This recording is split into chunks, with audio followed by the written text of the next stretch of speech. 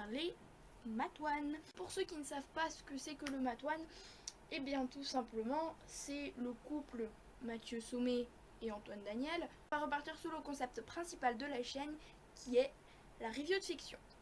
Donc on va parler aujourd'hui de La cohabitation de deux psychopathes, qui est une fiction écrite par je sais plus qui, parce que vous voyez là il y a mes notes et intelligente que je suis, je ne l'ai pas marqué. Ce que je vais faire, c'est que je vais vous mettre le nom juste là. Juste pour vous résumer un peu l'histoire.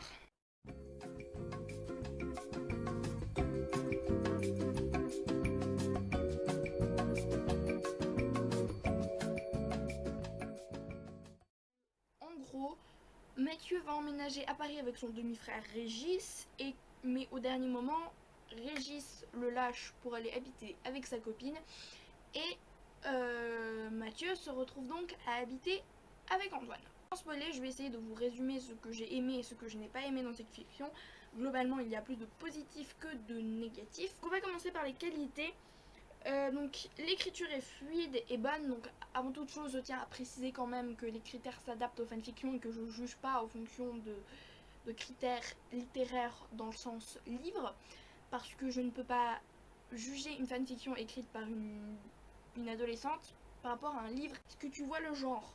Je suppose que oui. L'écriture est plutôt fluide et bonne par rapport à certaines choses que j'ai pu lire sur fanfiction.net, puisque c'est le site où est publiée cette magistrale fanfiction.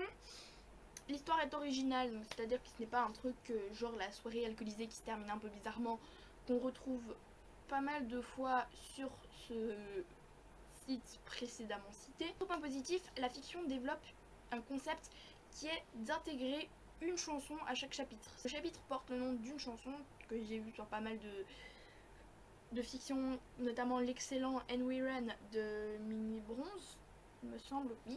Et cette fois-ci, on intègre la fiction, on intègre la chanson à la fiction, c'est-à-dire que le chapitre est bâti autour de la chanson, ce qui est plutôt pas mal, du moins des fois c'est plutôt réussi, où le chapitre est vraiment bien construit par rapport à la chanson. Il y a un chapitre, je me souviens plus c'était quelle chanson, mais le chapitre était bâti autour de la chanson, plus précisément autour du clip, et c'était vraiment pas mal. Passer dans les points un petit peu négatifs de cette fiction, certaines chansons sont mal utilisées, les premiers chapitres notamment. Après, deuxième point négatif, et je pense le plus gros point négatif de toute la fiction, c'est les deux avant-derniers chapitres, il me semble, qui sont clairement vides.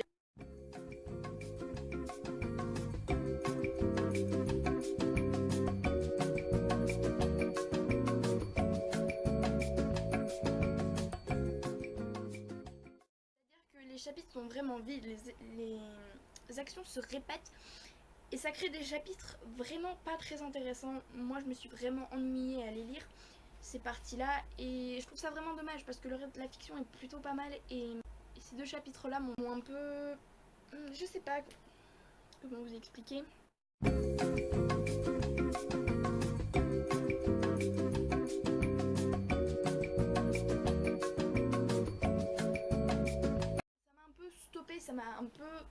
Ça m'a pas vraiment donné envie de lire la fin de la fiction, qui est la fin, et la fin jetée vraiment, c'est-à-dire qu'on avait l'impression que l'auteur essayait de rattraper tout ce qu'elle avait manqué dans les chapitres précédents, et du coup ça donnait vraiment un truc oufissime que moi, une fois que j'ai beaucoup aimé. Le dernier point positif qui est un petit peu petit par rapport aux deux que je viens d'évoquer, c'est l'humour qui est un peu lourd, notamment les réflexions sur la taille de Mathieu qui reviennent un peu trop souvent à mon goût, c'est-à-dire qu'on peut employer des petits surnoms genre le petit schizophrène, le petit chatin, mais quand c'est des blagues vraiment lourdes qui reviennent à chaque chapitre, ça devient un peu lourd à force, même si c'est pas vraiment dérangeant quand on lit la fiction comme ça. Quand on essaie d'analyser la fiction partie par partie, ça peut ennuyer rapidement le lecteur. Après, il y a certaines scènes que moi personnellement j'ai trouvé bâclées, notamment pour celles qui ont lu la fiction, la scène où Antoine quitte sa chambre, que j'ai trouvé un peu bâclée sur la fin. Et voilà, sans en dire plus. Donc voilà, sinon cette fiction reste quand même très bonne à mon sens. Après, ce n'est pas l'avis de tout le monde, je peux le comprendre. Ce n'est notamment pas celui de l'auteur. Donc je m'explique. Quand j'ai contacté l'auteur pour savoir si je pouvais parler de sa fiction dans cette vidéo, elle m'a quand même demandé de vous faire passer un message qui était son avis. En fait, cette fiction, elle regrette énormément de choses qui ont été dites dans cette fiction. Je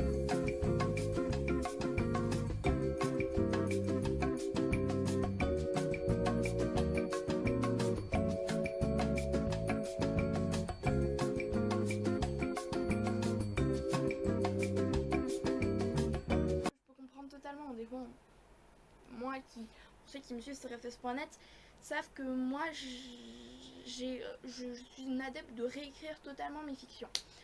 Chose que cet auteur-là ne fera pas tout simplement parce qu'elle a décidé de ne plus écrire de Matoine, ce qui évoque mon dernier point de la vidéo. Je suis désolée s'il n'y a pas le même angle de caméra, la même luminosité ou la même... j'ai pas la même gueule avec mon bonnet.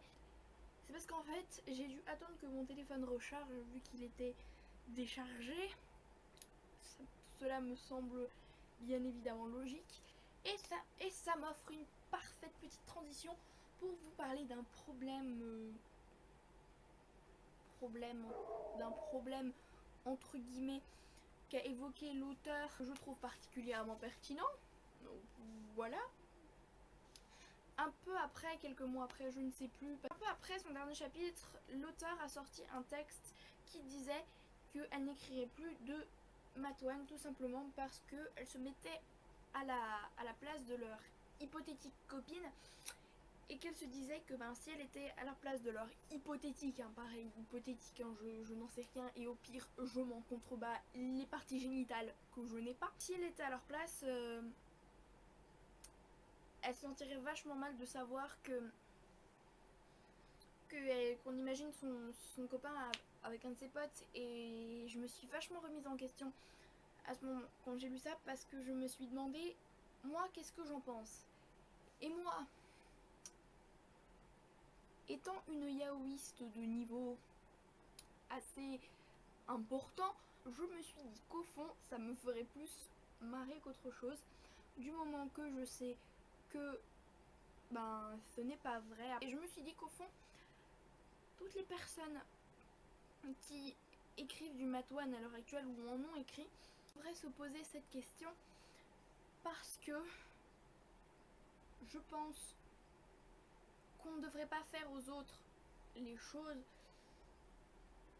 qu'on ne veut pas qu'on nous fasse à nous-mêmes. Je trouve que c'est vachement hippie ce que je suis en train de dire, mais bon bref. Je suis sûre qu'il y a plein d'adolescentes qui écrivent du Matoine et qui ne se sont jamais posé la question, et qui, si elles se posaient la question, elles se diraient ah mais ouais merde, ça me ferait chier.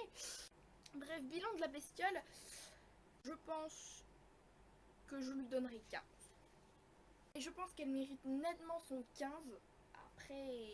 Après elle n'est sûrement pas au goût de tout le monde, donc si tu l'as lu, n'hésite pas à me dire ce que tu en as pensé, voire même à lui donner une note en commentaire. Ça me ferait super plaisir de lire ton avis. Et si tu ne l'as pas lu, le lien est dans la description, n'hésite pas à aller la lire et après pareil, revenir me dire ton avis. Sur ce, je vous laisse, je pense que j'ai rien d'autre à vous dire. Je pense que cette vidéo est suffisamment longue comme ça, voilà. N'hésite pas à me proposer tes idées de fiction en dessous. Pour ce, je vous laisse et que la Sainte Patate soit avec vous, nom de Zeus.